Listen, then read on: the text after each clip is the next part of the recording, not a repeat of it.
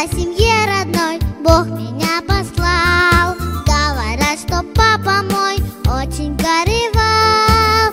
Говорят, 4 дня он не пил, не ел, потому что не меня, мальчика, хотел. Но ему сказали сразу: это вам не 100 заказов, не задерживайтесь тут, забирайте, что дают. Но ему сказали сразу: это вам не 100 заказов, не задерживайтесь тут, забирайте, что дают.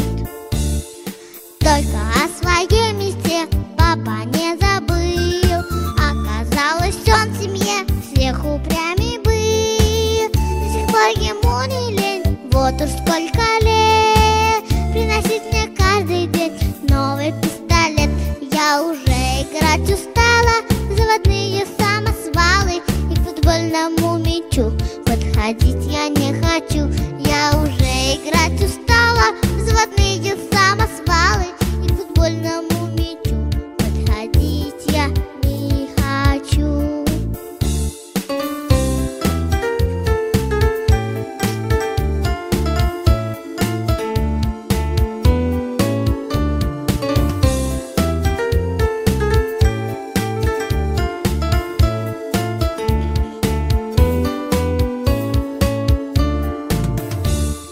Как же мне упрямому папе рассказать, где на всех желающих мальчиков набрать? У кого-то девочки тоже быть должны, для чего-то ведь они на земле нужны.